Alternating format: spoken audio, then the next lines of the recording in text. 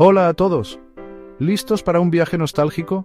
Bienvenidos a un nuevo episodio de Retro Viajes, el único programa que te lleva de vuelta a los tiempos en que la gente pensaba que la nube era solo una nube esponjosa en el cielo. En aquellos días, la televisión era el rey del entretenimiento en casa, y las familias se reunían alrededor de un solo aparato para ver sus programas favoritos. Hoy vamos a viajar a una época en la que no podías simplemente googlear algo. Si querías saber algo tenías que buscarlo en una enciclopedia o preguntar a alguien que pudiera saber la respuesta. Las conversaciones eran cara a cara, y las noticias llegaban a través de periódicos y revistas. Prepárense para un viaje a la era pre-internet. Viajar también era una experiencia completamente diferente. No había aplicaciones para reservar vuelos o encontrar el mejor restaurante en una ciudad desconocida. Todo se hacía con mapas de papel y recomendaciones de boca en boca. ¿Se imaginan un mundo sin memes, sin videos virales de gatitos y sin notificaciones constantes? Yo tampoco. Pero créanme, sobrevivimos. Las fotos se tomaban con cámaras de rollo y había que esperar a revelarlas para ver cómo habían salido. Los recuerdos se guardaban en álbumes de fotos y no en la nube. De alguna manera, encontramos formas de entretenernos, conectar con los demás e incluso aprender cosas nuevas sin la ayuda de nuestros amigos de Silicon Valley. Los juegos de mesa, las llamadas telefónicas y las reuniones en persona eran la norma. Los niños leían cómics y jugaban al aire libre. Así que abróchense el cinturón y prepárense para un viaje salvaje a la era analógica. Vamos a explorar cómo era la vida antes de los smartphones y las redes sociales. Será un recorrido lleno de nostalgia y descubrimientos sorprendentes. No se lo pierdan. Bien, hablemos de teléfonos. ¿Recuerdas aquellos días en los que los teléfonos eran más que simples dispositivos? Eran casi piezas de arte con su diseño robusto y su inconfundible sonido al marcar. Hoy en día tenemos estos pequeños rectángulos mágicos que pueden hacer de todo, desde pedir comida hasta encontrar pareja. Los smartphones han revolucionado nuestra forma de comunicarnos y vivir. Con solo un toque, podemos conectarnos con cualquier persona en cualquier parte del mundo, pero en mis tiempos, si querías hablar con alguien, tenías que usar un teléfono de disco. Estos teléfonos eran una maravilla de la ingeniería de su época, aunque hoy en día nos parezcan anticuados y poco prácticos. Este cacharro pesaba más que un ladrillo y hacía un ruido que podía despertar a los muertos. Pero oye, funcionaba. Cada vez que sonaba, era como si todo el mundo se detuviera para escuchar quién estaba llamando. Tenías que meter el dedo en cada agujero y girarlo hasta el final, y rezar para que no te equivocaras de número, porque si te equivocabas, tenías que empezar de nuevo. Era un proceso que requería paciencia y precisión. Y si llamabas a alguien y no estaba en casa, ¡zas! No había buzón de voz ni mensajes de texto para dejar una nota. Simplemente tenías que esperar y esperar. Tenías que esperar hasta que volviera a llamar, si es que se acordaba. Y mientras tanto, te quedabas mirando el teléfono, esperando que sonara de nuevo. No había mensajes de texto, ni WhatsApp, ni nada. La comunicación era directa y a veces frustrante, pero también tenía su encanto. Era como vivir en la edad de piedra, pero con mejor pelo. La moda y los peinados de aquella época eran únicos, y aunque la tecnología no era tan avanzada, la gente encontraba formas de mantenerse conectada y estilosa. Las llamadas telefónicas eran eventos importantes. La familia se reunía alrededor del teléfono para escuchar las noticias de un ser querido. Era una experiencia comunitaria, algo que hoy en día hemos perdido un poco con la individualidad de los smartphones. Y no olvidemos las cabinas telefónicas. Si estabas fuera de casa y necesitabas hacer una llamada, tenías que encontrar una cabina telefónica. Estas cabinas eran refugios de comunicación en medio de la ciudad. Y claro, necesitabas monedas. Sin monedas no había llamada. Era un sistema simple pero efectivo. Cada llamada tenía un costo, lo que hacía que cada conversación fuera valiosa y bien pensada.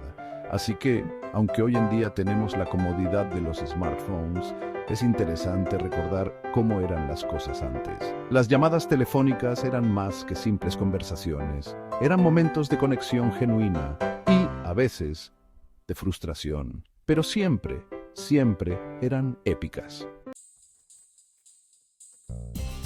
Ahora, Hablemos de información. ¿Alguna vez te has preguntado cómo la gente obtenía respuestas antes de la era digital? Hoy en día, si necesitas saber algo, simplemente lo buscas en Google. ¡Pam! Respuesta instantánea. Es tan fácil como escribir unas pocas palabras y presionar Enter. Pero en la era pre-internet teníamos que usar nuestro cerebro y estas cosas. No había atajos, solo pura dedicación y paciencia. Esta, mis amigos, es la Enciclopedia Británica, un conjunto de volúmenes que abarcaban casi todo el conocimiento humano disponible en ese momento. Era básicamente como la Wikipedia, pero impresa en papel y 1000 veces más pesada. Cada volumen era una mina de información, pero también un desafío físico. Si querías saber sobre la guerra de los 100 años, tenías que pasar horas hojeando páginas, buscando pacientemente entre los índices y capítulos, y rezar para que la información estuviera actualizada, porque, a diferencia de la web, no podías simplemente actualizar un libro con un clic. Y si no estaba allí, bueno, mala suerte. Te quedabas con las manos vacías y la frustración de no encontrar lo que buscabas. Supongo que nunca lo sabrías, a menos que tuvieras acceso a otra fuente de información, lo cual no siempre era fácil. A menos que fueras a la biblioteca, que era como la versión pre-internet de un centro comercial, pero para el conocimiento, un lugar donde podías perderte entre estanterías llenas de libros, pero con menos gente gritando y más libros. La biblioteca era un santuario de sabiduría, un lugar donde el silencio y la concentración eran la norma.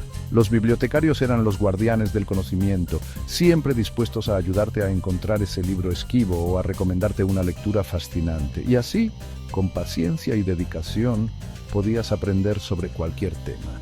Era un proceso más lento, pero también más gratificante, porque al final del día, el conocimiento que obtenías se sentía ganado, no solo encontrado. Así era la vida antes de Google. Capítulo 3. Televisión, un canal a la vez. ¿Recuerdan esos días en los que podías ver cualquier programa en cualquier momento en streaming? Yo tampoco, porque en la era pre-internet, la televisión era una experiencia mucho más limitada.